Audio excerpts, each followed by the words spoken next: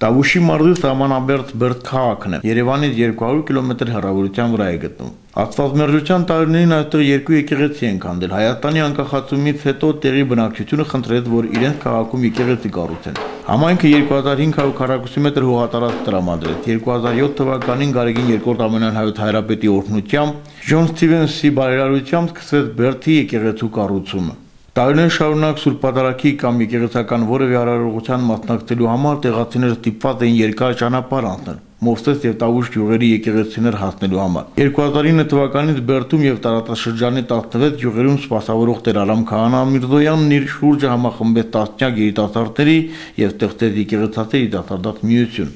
3 տարվա ընթացքում նրանք սոցիալ-կրթական բազմաթիվ ծրագրեր են իրականացրել եւ այդ ամբողջ ընթացքում երազել են ունենալ գործող եկեղեցի։ Ժողովուրդը ամեն քայլափոխի մեծից փոքր հարցնում են, երբ պետք է լինի, արդյոք պետք է կառուցվի, ինչու դադարեցվեց, եւ մեծերը ասում են, որ երանի կլինի, տեսնենք եկեղեցի ունենք, աղոթենք, մոմ վառենք, նոր մեր հոգին ավանդենք։ Երիտասարդներն ասում են, երանի կլինի, եկեղեցի ունենանք, մեր պսակադրություն այնտեղ արվի, նորապսակներն ասում են, մեր առաջնեկի մկրտություն այնտեղ անենք։ Բավական արդեն հասունացել էր իսկապես եկեղեցի կառուցելու ժամանակը եւ զգում էի, որ դրա անհրաժեշտությունը կա։ Ի վերջո քաղաք է, շրջկենտրոն է եւ ամեն տեղից մարդիկ այստեղ են գալիս, այս բացը շատ մեծ էր։ Հատկապես ինձ համար մեծ դժվարություն է, եթե շրջկենտրոնը չունի եկեղեցի։ Բերդի բնակիչներն ասում են, որ 2011 թվականի մայիսի 20-ն իրենց հիշողության մեջ դեռ երկար կմնա,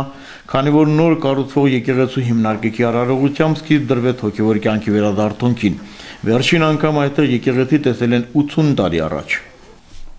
Քաղաքի համար այս պատմական իրադարձությանը մասնակցելու համար Բերդում էր նաև Տավուշի պետական ավականին։ Այստեղ է նաև Տավուշի թեմի նորանշանակ առաջնորդ Տեր Եզնիկ arczepiskopos Պետրոսյանը։ Չի եղել Շամշադինում եկեղեցի, եղել է, բայց գործող չի եղել։ Հին պատմության դե մշակույթից դե մնացած կա, բայց չի գործել։ Մի գործող եկեղեցի ենք սարքել, դա շատ լավ է հոգևոր կյանքի համար։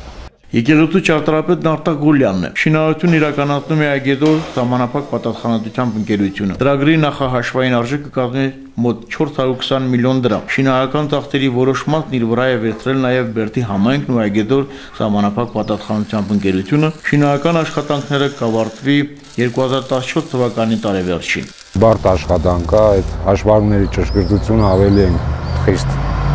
վերահսկում, մեր ինժեներների կողմից է լրիվ ասենք,